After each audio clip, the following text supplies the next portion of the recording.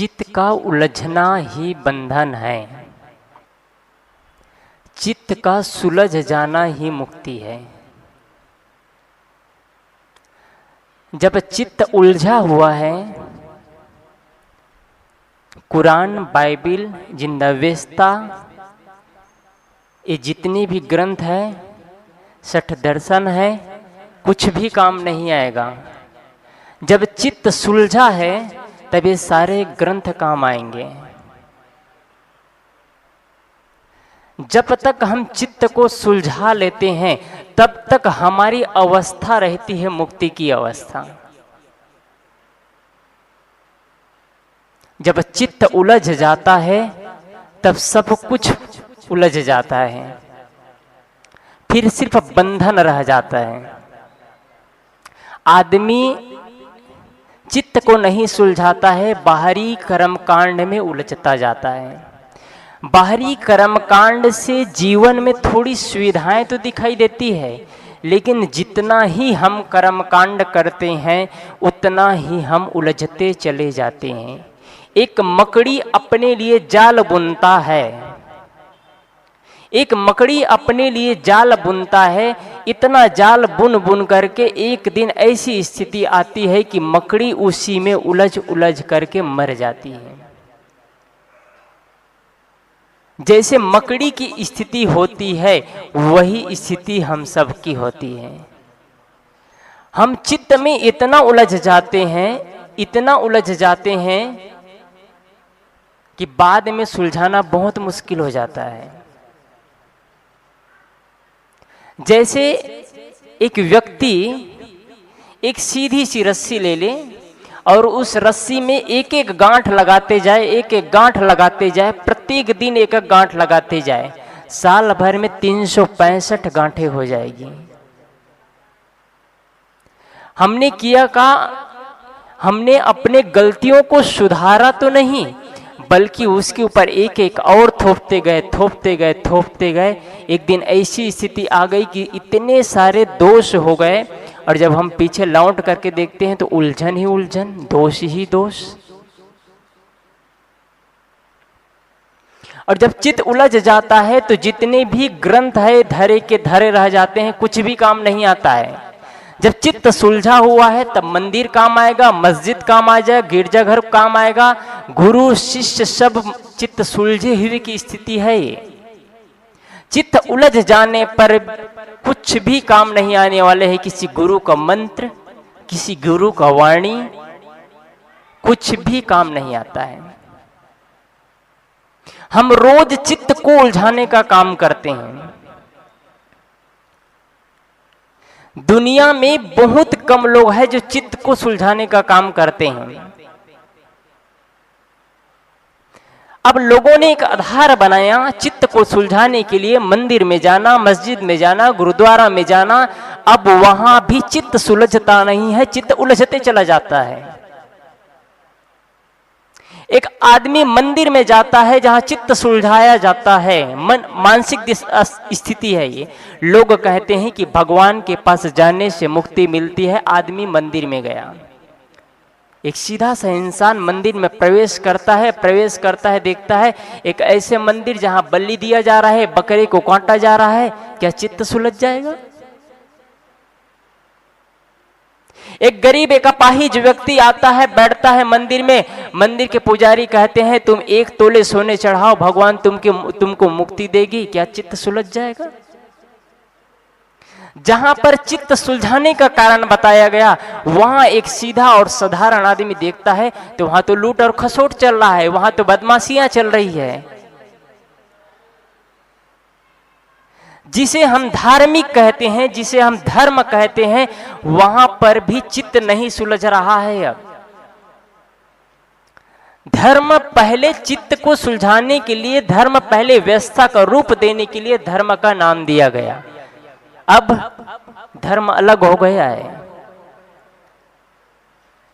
धर्म की परिभाषाएं अलग अलग हो गई है। अब किसी लिए कुछ धर्म है, किसी लिए कुछ धर्म है, लेकिन धर्म का वास्तविक स्वरूप नहीं बदला है।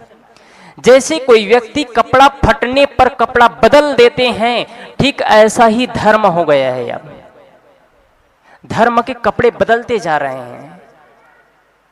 हिंदू के लिए अलग धर्म है, मुस्लिम के लिए अलग धर्म है, सिख के लिए अलग धर्म है, ईसाई के लिए अलग धर्म है, बौद्ध के लिए अलग धर्म है। एक नहीं हो सकता है। क्या धर्म की परिभाषाएं बदल सकती है? क्या धर्म का वास्तविक स्वरूप बदल सकता है? लेकिन धार्मिकों ने इसे बदलने का प्रयास किया। यदि कोई राम उपासक है तो श्री कृष्ण को नहीं मान सकते। श्री राम उपासक के लिए श्री राम का पूजा करना ही धर्म है। यही एक उसके लिए कपड़े है, कपड़े बदलने की तरह। वहां राम मंदिर में कृष्ण की मूर्ति नहीं मिलेंगे। कृष्ण के मंदिर है, वहां राम की मूर्ति नहीं मिलेंगे। जहां बौद्ध है वहां जैन की कोई महत्व नहीं है, जहां जैन है वहां बौद्ध की कोई महत्व नहीं है। ऐसे हिंदू है, ऐसे मुसलमान है। मुसलमान के लिए सिर्फ एक खुदा अल्लाह ही परमात्मा है, हिंदू के लिए भगवान ही सब कुछ है। धर्म ने इतना उलझा दिया लोगों को, धार्मिकों ने इतना उलझा दिया लोगों को, अब सुलझना मुश्किल हो गया है। अब और आदमी उलझता चला गया है, उलझता चला गया है। अब धर्म हो गया है कर्म कांड का केंद्र हो गया है, क्योंकि धार्मिकों ने इसकी परिभाषा इतनी तोड़ मड़ोड़ करके रख दी है कि धर्म सिर्फ एक कर्म कांड का जगह रह गया है। एक आम आदमी है, मंदिर के पुजारी, उसको कहा जाए धर्म क्या है तो वही बताएंगे भगवान की पूजा करो, भगवान की याचना करो, भगवान को भोग चढ़ाओ, भगवान के नाम से यज्ञ करो, यही धर्म है। एक मंदिर के पुजारी यही कहेंगे। लेकिन एक मस्जिद में रहने वाले कहेंगे अल्लाह की इबादत करो, उससे बढ़कर के धर्म कुछ नहीं हो सकता है। लेकिन कोई चर्च में बैठा है, उसके लिए दोनों बेकार। ईसा ही प्रभु ही सब कुछ है, बाकी सब बेकार। धर्म की परिभाषाएं हम जितने बदलते जाते हैं, इतने बदलते बदलते आज ऐसी स्थिति आ गई है कि अब लोगों को धर्म नाम से खतरा सुनाई आता है। धार्मिक लोगों से लोगों की श्रद्धा टूटती जा रही है। अब धर्म से लोगों को डर सा हो गया है। यदि मैं यहाँ कहता हूँ कि मेरे गुरु से ही मुक्ति है, मेरे पंथ से मुक्ति है, मेरे संप्रदाय से मुक्ति है, मेरे ही आश्रम में आपको सत्य बोध मिल सकता है, मतलब मैं घोर आडंबर करने वाला हूँ, धार्मिक नहीं हो सकता।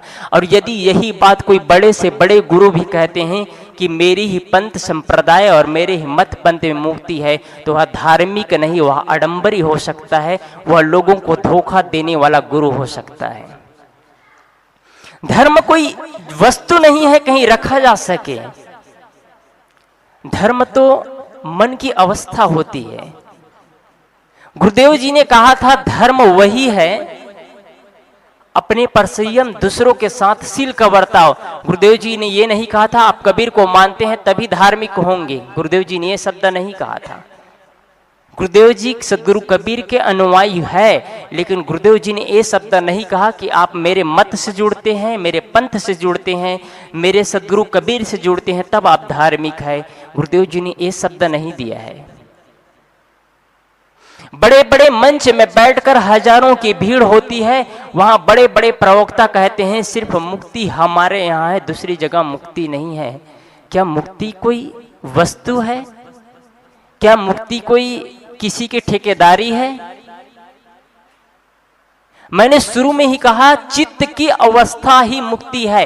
अगर चित्त सुलझा हुआ है मतलब आप मुक्ति की अवस्था में हैं। इसके लिए आपको बड़े कोई भी जगह जाने की जरूरत नहीं है। कोई मंदिर, मस्जिद, गिरजाघर, गुरुद्वारा कहीं जाने की जरूरत नहीं है। इसके लिए अनुसंधान की जरूरत है। आप घर में बैठे हैं, घर में तू मैं हो रहे हैं, आपस में पड़ोसी के साथ तू मैं है, टकराहट है, घर में बच्चों के साथ टकराहट है, मतलब आप उलझे ही इस अवस्था में हैं। आप घर में बैठे हैं, घर के लोग में टकराहटें हो रही है, घर के लोग आपस में लड़ते भी हैं, पर भी आप एकदम रिलैक्स महसूस करते हैं। कुछ आपसे गलती हो जाती है, आपको आकर के कोई डांट देते हैं, आप प्रेम से कहते हो हाँ मेरे से गलती हो गई, मतलब आप सुलझे हुए स्थिति में हैं और ये काम नहीं हो रहा है। आज धर्म की बड़े बड़े चर्चाएं चल रही है, लेकिन यह काम नहीं हो रहा है। आज धर्म के नाम से इतना लूट हो रहा है सीमा से ज्यादा,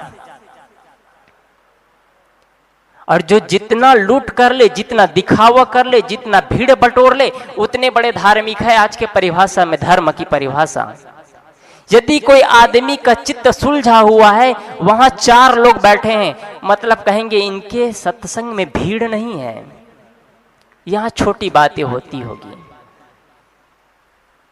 चित्त को सुलझाने के लिए आडंबर की जरूरत नहीं है।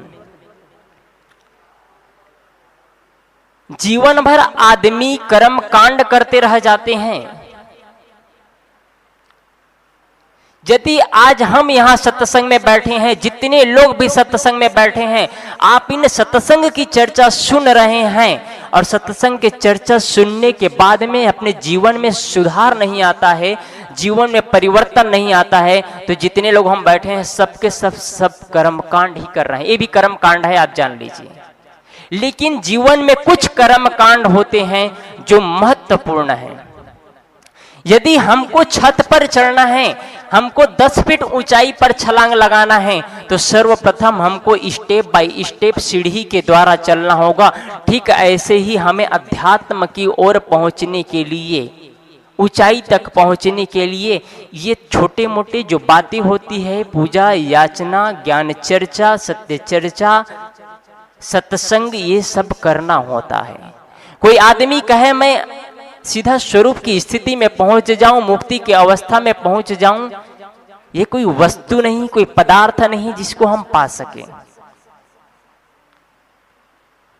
ये मन की क्रिया है। मन में जो जो विचार चलते हैं उसको हम सुलझाते जाते हैं, तब ये अवस्था आती है। इसीलिए मैंने कहा ये सत्संग करना, अगर हम सत्संग का आधार लेकर के जीवन को सुधारते हैं तो हमारा सत्संग करना सफल है। यदि सत्संग सुन रहे हैं, जीवन में परिवर्तन नहीं आ रहा है, तो मैंने बीच में कहा सिर्फ कर्मकांड रह गया।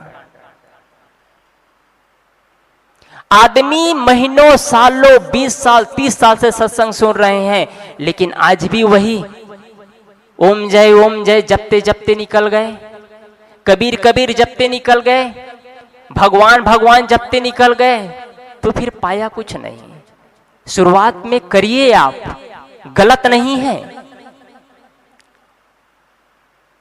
हम एक रास्ते पर चलते हैं, हमको जाना है यहां से 50 किलोमीटर, उस रास्ते में, जिस रास्ते में जाना है उधर की हमको रास्ता पता नहीं है, किधर से कहां से जाना है, तो हम लोगों से सहारा लेते हैं। भैया हमको यहाँ से गाजियाबाद जाना है, गाजियाबाद का रास्ता किधर से है, लोग हमको रास्ता बताते जाते हैं और उस रास्ता के हिसाब से चलते चले जाते हैं, तो तब हम मंजिल गाजियाबाद पहुंच जाते हैं।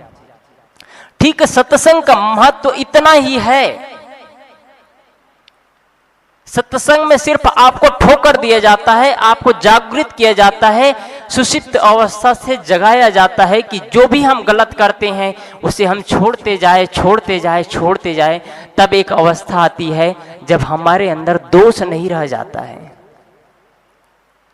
एक मूर्तिकार एक मूर्ति बना रहा था, सुंदर रूप दे रहा था मूर्ति का। एक व्यक्ति रास्ते में चलते चलते जा रहा था, देखा बहुत सुंदर मूर्ति, मूर्तिकार के पास जाकर मूर्तिकार से पूछता है, मूर्तिकार को कहते हैं तुमने बहुत ही सुंदर रूप दिया है, बहुत ही सुंदर मूर्ति बनाया है, देखने पर लग रहा है साक्षात भगवान विराजमान है। मूर्तिकार कहते हैं विशेषता मेरी नहीं है, विशेषता मेरी नहीं है, विशेषता इस पत्थर की है। इस पत्थर को मैंने छीनी और हथौड़ी से चोट ऊपर चोट मारते गया और इन्होंने छीनी और हथौड़ी का चोट सहा, उसका परिणाम यह पत्थर एक भगवान के रूप में आज विराजमान है। विशेषता मेरी नहीं, विशेषता इस पत्थर की है। जो आदमी उसी प्रकार इस संसार से चोट खाते हैं, चोट खाते जाते हैं और खाकर भी सही रास्ते में चलते जाते हैं, विचलित नहीं होते हैं, वह भगवान के रूप में विराजित हो जाते हैं, जिसे हम बुद्ध, कबीर, महावीर, ईसा, मोहम्मद के नाम से जानते हैं। और जो आदमी छीनी और पत्थर का, छीनी और हथौड़ी का चोट नहीं सहता है, वह पत्थर टूट करके चूर हो जाता है। वह पत्थर क्या काम आता है? मंदिर में जाने से पहले उसमें आदमी पैर रखते हुए, कुचलते हुए आगे बढ़ जाते हैं। ठीक ऐसे ही सामान्य लोगों की अवस्था, असामान्य लोगों की दशा होती है। इस दशा को पाने के लिए पैसे की जरूरत नहीं है, विद्वता की जरूरत नहीं है, पढ़ने लिखने की जरूरत नहीं है। इसके लिए मन का सुलझा हुआ बस। जब आदमी बिना पढ़े लिखे, बिना पैसा वाले हुए गरीब आदमी निंदा चुगली कर सकता है, चोरी कर सकता है, तो गरीब आदमी क्या अच्छा काम नहीं कर सकता है?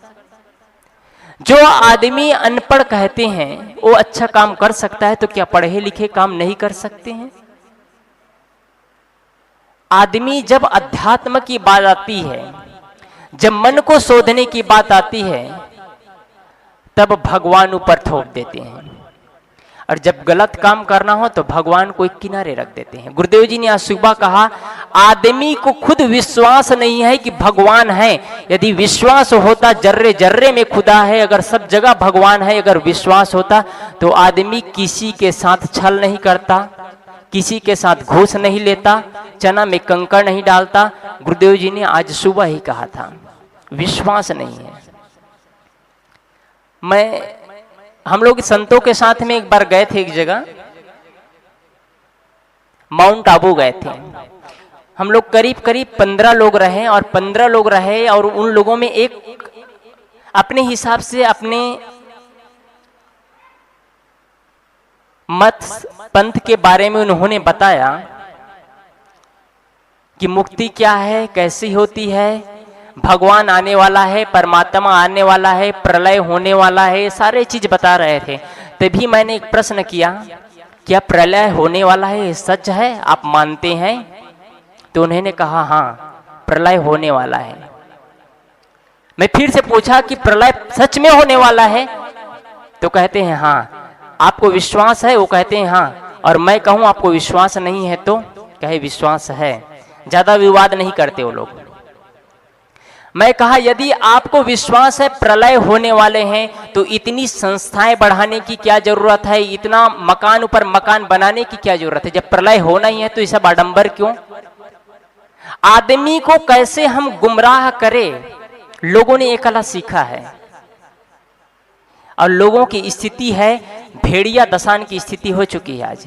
जिधर भीड़ दौड़ती है लोग उधर दौड़ते चले जाते हैं आंख मूंद करके। एक भेड़ अगर नदी में पार कर गया तो पार कर गया, और एक भेड़ नदी में पार नहीं कर पाया, सामने वाला भेड़ नदी के धारा में बह गया, तो सारे के सारे भेड़ बह जाते हैं। ठीक ऐसे ही आज स्थिति है। जो आदमी कुछ नहीं कर सकता है उसका आज का बिजनेस हो चुका है, एक मंदिर बना लो, पुजारी बन जाओ, ऑटोमेटिक पेट रोजी चलेगा। एक पत्थर को बिठा लो,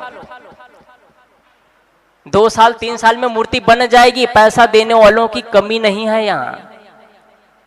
हमारे नाम से आज बिजनेस इतनी हो गई है, धर्म पर हमारे नाम से कोई पूजा कर दे, पूजा करने वाले भी पैसा में रखा जाता है। ये तो मन की अवस्था है। हमारे लिए कोई ध्यान करे, हमारे लिए कोई सत्संग करे, हमारे लिए कोई पूजा करे और हमारा मन ठीक हो, ये नहीं हो सकता है। मन को ही उलझा हुआ मन को ही सुलझाना है। अगर मन सुलझ गया तो कहीं भटकने की जरूरत नहीं है। गुरुवर कबीर कहते हैं, जाको मन निर्मल भया जैसे गंगा नीर, पीछे पीछे हरि फिरे कहत कबीर कबीर। यदि इतना ही अर्थ जीवन में समझ आए ना, तो हमको परमात्मा, खुदा, गाड, अल्लाह के लिए दौड़ना नहीं पड़ेगा। हमको इतना ही बस समझ में आ जाए। गुरुवर कबीर कहते हैं, जाको मन निर्मल हुआ। पहले आज गंगा की प्रचलन पहले भी थी और आज भी बहुत गंगा प्रसिद्ध है, लेकिन आज पहले गंगा का पानी इतना साफ और निर्मल रहता था, आज उतना साफ नहीं है। इलाहाबाद में गंगा में तो पूरा सीवर लाइन का पानी आता है, पूरे इलाहाबाद का सीवर लाइन का पानी गंगा में आता है, और कानपुर से चमड़ा मिल का पानी पूरा गंगा में आता है। उस गंगा में जा करके हजारों नहीं करोड़ों करोड़ों लोग मुक्ति की अवस्था में पहुंच जाते हैं। हो सकता है ऐसा? हम लोग प्रयागराज में रहते हैं, हकीकत चीज जान रहे हैं, ये चीज बता रहे हैं। श्रद्धा है, बुरा नहीं है, आप मानते हैं, बुरा नहीं है। लेकिन जिस गंगा में आदमी सोचते हैं कि मन को मैं धुल लूं, क्या मन में पाप है? पाप मन में है कि तन में है? आदमी तन को धोने जाता है गंगा में। यदि तन को धोने से मन साफ हो जाता तो आज हमारे देश में ऐसा कोई व्यक्ति नहीं रहता जो मुक्त न हो, सब मुक्त हो गए होते। क्योंकि कई करोड़ों लोग वहां पहुंचते हैं। 3 से 4 करोड़ लोग सरकार मानती है कि हर साल गंगा स्नान करने के लिए आती है। हर साल इतने करोड़ लोग जब गंगा स्नान करते हैं तो न जाने कब से गंगा स्नान चालू है। तो आज दुनिया में कोई नहीं बचते मुक्ति होने से, बल्कि आदमी मुक्त होने वहां जाते हैं और अधिकतर लोगों का जेब कट करके आ जाता है। दुर्भाग्य की बात यह है। गंगा, हाँ मैंने अपनी बात शुरू करूं मैं। पहले गंगा स्वच्छ था, वहां का पानी एकदम निर्मल। गुरुवर कबीर के समय भी वो प्रचलन था, इसलिए गुरुवर कबीर ने एक उदाहरण दिया। गुरुवर कबीर ने ये नहीं कहा तुम भी गंगा में जा करके स्नान कर लो तुम्हारी मुक्ति हो जाएगी। गुरुवर कबीर ये नहीं कहा। गुरुवर कबीर ने गंगा का उदाहरण लिया, गंगे के पानी का उदाहरण लिया। उन्होंने कहा जाको मन निर्मल भया। कैसे निर्मल? जैसे गंगा नीर, जैसे गंगा का पानी निर्मल है, स्वच्छ है, उसी प्रकार यदि तुम्हारा मन निर्मल और स्वच्छ हो जाता है तो तुमको किसी हरि और परमात्मा के पीछे दौड़ने की जरूरत नहीं है, तुम्हारे पीछे पीछे हरि चलेंगे। हरि क्या है? ज्ञान ही हरि है। हरि कहीं बाहर नहीं है, हरि किसी मंदिर में कैद नहीं है, परमात्मा किसी जगह में कैद नहीं है। ये मन की अवस्था है। मैं चित्त पर बात अपनी रखी है। अगर चित्त समझ उलझ जाता है, सुलझ जाता है, उलझी हुई स्थिति से सुलझ जाता है तो आपको परमात्मा मिल जाता है। यदि किसी व्यक्ति का चित्त सुलझा हुआ है, क्या पड़ोसी के साथ लड़ाई करेगा? क्या सास के साथ लड़ाई करेगा? लड़ाई करेगी? क्या बहू के साथ में लड़ाई करेगी? भाई और भाई आपस में लड़ेंगे, पिता और पुत्र आपस में लड़ेंगे। जिस व्यक्ति का चित्त सुलझा हुआ है उसको सिर्फ शांति ही चाहिए। जहां 2-4 लोगों की बातें चल रही है, तू मैं चल रही है, एक दूसरे की निंदा चुगली हो रही है, वहां से वो आदमी उठ जाएगा, उठ करके कमरे में अकेले बैठे रहेगा। और चित्त उलझा हुआ है तो जहां एक दूसरे की निंदा हो रही वहीं खिचड़ी पकाने वो भी बैठ जाएंगे। ये जितना भी हम कुछ करते हैं, सत्संग करते हैं, ज्ञान चर्चा करते हैं, मंदिरों में जाते हैं, गुरु स्थान में जाते हैं, मूल केंद्र में है चित्त का सुलझना। और ये ठीक हो जाता है तो हमारी स्थिति ठीक हो जाती है। मन को सुलझाने के लिए बहुत लोगों ने प्रयास किया। मन करते सुर नर मुनि जहणे सब ठगा गए, गुरुवर कबीर कहते हैं, लेकिन कोई पार नहीं पाया मन को। मन जितना हम जिस चीज से भागते हैं उतना ही दूर होते चले जाते हैं। जैसे हमने प्रयास किया, अध्यात्म से कोई मतलब नहीं है, ये तो सब दिखावा है। क्या मिलेगा सत्संग में बैठने से? क्या मिलेगा ध्यान में बैठने से? क्या मिलेगा सत्संग करने से? हम जितना ही हम भागने का प्रयास किए उतना ही हम अध्यात्म से बहुत कोस दूर चले गए हैं। अब उसके करीब आने के लिए उतने ही मेहनत की जरूरत है। हम जितना दूरी तय कर लेते हैं रिटर्न आने में हमको उतना ही वक्त लगता है। यदि हमने 40 साल में यदि यही मन उलझाने का काम किया है तो मान के चलिए वही अवस्था आप जितना ही ताकत और हौसला और बुलंद के साथ लगते हैं उतनी ही तेज गति से आपका मन सुलझता है। मन को समझ जाए, आज तक तो बहुत से लोगों को मन भी समझ में नहीं आया है। कुछ लोग तो कहते हैं मन में जो आए वही करो, कुछ लोग कहते हैं, और कुछ लोग नहीं, बहुत से प्रवक्ता कहते हैं मन में जो आए, मन में जो कुछ आता है वही करो, मन को रोको मत, मन में वेग मत भरो। क्या वो व्यक्ति जो मन में आता है वही करता है? यदि वो व्यक्ति वैसे कहते हैं, यदि वो व्यक्ति मंदिर में गए हैं, मंदिर में हजारों के भीड़ में हैं, हजारों की भीड़ में उनके मन में एक गलत विचार आता है, क्या वह गलत विचारों के अनुसार, मन के अनुसार दौड़ता है? उनका कहना एकदम गलत हो जाता है। फिर मन को हम भटकाते हैं तब मन भटकता है। मन कोई अपना स्वयं अपने आप में प्रतिष्ठित नहीं है, जीव उससे बड़ा है, हम उससे बड़े हैं, हमारे अंडर मन में है। यदि मन को हम लगाम में रखते हैं तो मन हमारे हिसाब से चलता है। जैसे एक बुढ़िया माँ थी, एक बुढ़िया माँ, बुढ़ापा की अवस्था थी, करीब 80 साल की अवस्था थी। लोगों से सुना था कि गंगा में स्नान करने से मुक्ति मिलती है, मैं भी बुढ़ापे की अवस्था में गंगा स्नान कर लूं। बुढ़िया माँ चल नहीं सकती थी, लेकिन धीरे धीरे धीरे धीरे कुछ किलोमीटर की यात्रा थी, गंगा में स्नान करती है, गंगा पहुंच जाती है, गंगा में स्नान करके निकलती है, गंगा में स्नान करके निकली है, थकी हुई है, एक किनारे में बैठ जाती है पेड़ की छाया के नीचे। देखती है बुढ़िया माँ वहीं एक ऊंट बैठा हुआ है, ऊंट बैठा हुआ है। बुढ़िया माँ उस ऊंट के ऊपर जा करके बैठ जाती है। जैसे बुढ़िया माँ बैठती है ऊंट खड़ा हो जाता है, ऊंट चलना शुरू कर देता है। लोग देखते हैं आश्चर्य से, बुढ़िया माँ ऊंट में बैठी हुई है। लोग पूछते हैं बुढ़िया माँ तुम कहाँ जा रही हो? बुढ़िया माँ को चला नहीं जा रहा था, ऊंट में तो बैठ गई, ऊंट में बैठ गई, ऊंट चल रहा है, ऊंट करके चल रहा है, अब चला नहीं। अब बुढ़िया माँ के हाथ में नखेल नहीं है ऊंट का। लोग पूछते हैं तुम कहाँ जा रहे हो? बुढ़िया माँ कहती है बेटा मेरे हाथ में नखेल नहीं है, ऊंट जिधर ले जाए उधर ही चली जाऊंगी मैं। ये एक बुढ़िया माँ की कहानी नहीं है, ये हम सब की कहानी है। हमारा मन जिधर दौड़ाता है हम मन के इशारे पर उधर ही दौड़ते चले जाते हैं। मन में वेदनाएं शुरू हो जाती है, लेकिन मन को हम कहते हैं थोड़ा रुक जाओ। जैसे आप टीवी देख रहे हैं, टीवी देखते देखते आंख में चुभन हो रही है, आंख में दर्द हो रही है, आप आंख को कहते हो थोड़ा और देख लो। आपने मीठा खाया, 2 खाया, 3 खाया, 4 खाया, लेकिन अंदर से जवाब आया बस करो, लेकिन हम कहते हैं थोड़ा 1-2 पीस और ले लेते हैं। मन की बात कौन सुनते हैं? अंतर आत्मा की बात कौन सुनते हैं? मन में हम जब कुछ भी क्रिया करते हैं, हम अच्छा करें या बुरा करें, उसके पहले हमारे सामने 2 विचार आते हैं, हम गलत कर रहे हैं या सही कर रहे हैं।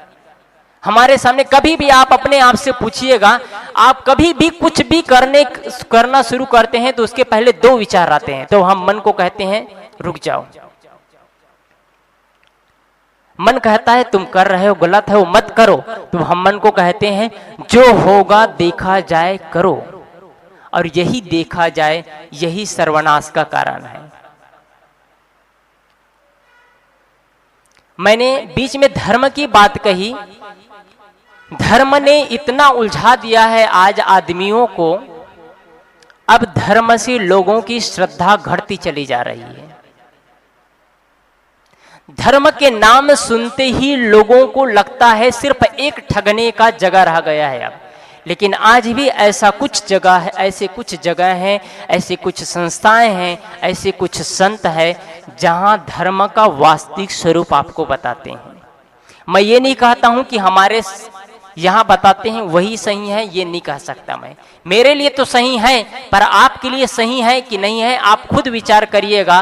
क्यों? लेकिन मैं ये चीज जरूर कहना चाहूंगा, यदि कोई संत कहते हैं, यदि कोई गुरु कहते हैं, यदि कोई धार्मिक कहते हैं कि हमारे यहाँ मुक्ति है, हमारे भगवान से मुक्ति है, हमारे मत पंथ से मुक्ति है, हमारे यहाँ से दीक्षा लेने से मुक्ति है, मतलब वह धार्मिक नहीं, वह आदमी अधार्मिक व्यक्ति है, वह व्यक्ति कर्मकांडी व्यक्ति है और कुछ नहीं है वो। आज धार्मिकों ने इतना व्यापार लगा रखा है, हर धार्मिकों ने जो अपने आप को धार्मिक कहते हैं, सब अपना अपना व्यापार लगा करके रखे हैं, सब बिजनेस कर रहे हैं। आप मार्केट में जाते हैं, बाजार में जाते हैं, बाजार में जाने के बाद में ना जाने कितने लोग, हजारों लोग सब्जियां लगाए रहते हैं, और उस सब्जियों में जो आपको पसंद आता है वही सब्जी सिर्फ खरीदते हैं आप।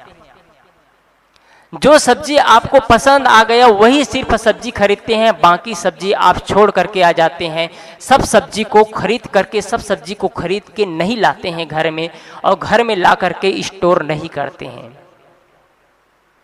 ठीक ऐसे ही धार्मिकों ने जो व्यापार चलाया है, उन व्यापारियों में अगर आपको लगता है कि यह व्यापार ठीक नहीं है, ये धार्मिक व्यापार कर रहे हैं, तो उस जगह को आप छोड़ दी। यदि आपको लग रहा है कि ये धार्मिक व्यापार कर रहा है, बिजनेस कर रहा है, तो उन जगह से बचिए। उन जगह से बचेंगे तो आपका मन चित्त सुलझ जाएगा, उलझेगा नहीं।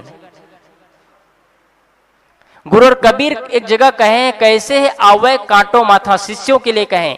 गुरु ऐसे दुनिया में कुछ ऐसे गुरु हो गए हैं जो कि कोई भी शिष्य आए तो उनका ज्ञान हरण कर लूं, और हरण करके उनके ज्ञान को मोड़ दूं और अपनी बात उस पर थोप दूं।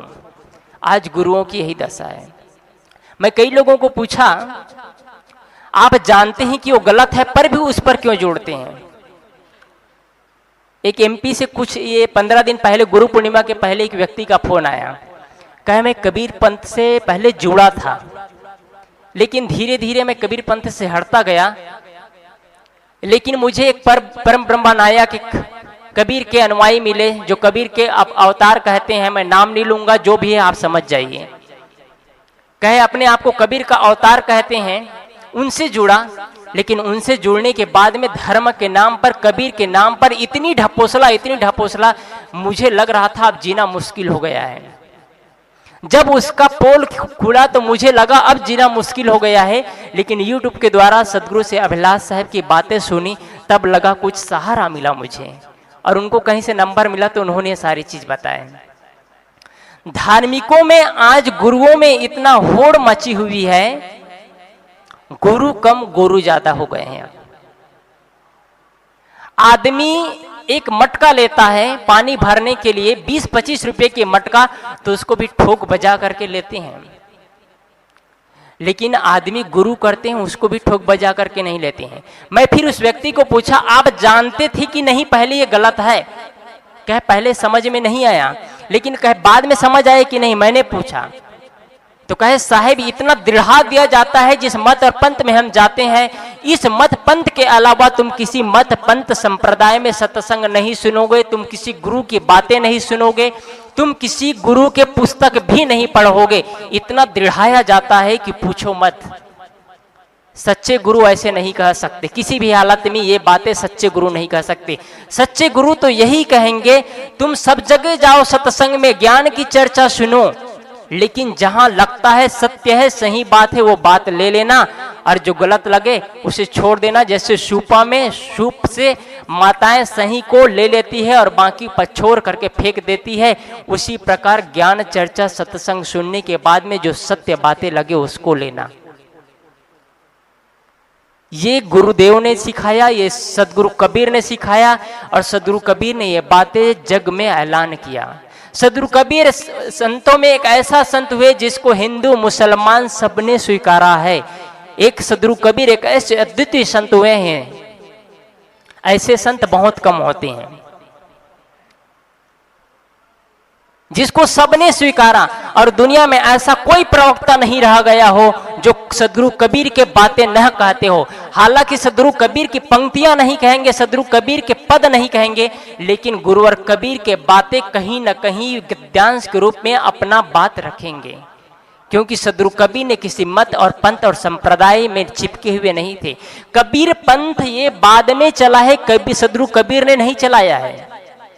कबीर साहब के बाद में कबीर पंथ चला है, बाद में कबीर पंथियों ने बनाया। और कबीर के नाम पर, सदगुरु कबीर के नाम पर आज बहुत सारे कबीर पंथी हैं जो सिर्फ कर्मकांड में उलझा रहे हैं लोगों को। कुछ सत्य के गान बता रहे हैं, लेकिन कुछ तो कर्मकांड में उलझा दे रहे हैं। और मैं कौन है, क्या है, ये स्वयं को विवेक करना है, किसी की नाम कहने की जरूरत नहीं है। मैं आप सबसे निवेदन करता हूं, आप अपने को जितना बचा सकते हैं कर्मकांड से बचाइए। मुक्ति की अवस्था मैंने सिर्फ इतना ही बताया है, किसी गुरु संप्रदाय मत जगह गुरुद्वारा से नहीं होती है। ये किसी व्यक्ति की ठेकेदारी की चीज नहीं है, किसी की बपौती नहीं है, ये मन की अवस्था है और इसको आपको समझना है। ये बात दो लोगों के बीच कहा जा सकता है, हजारों के बीच कहा जा सकता है।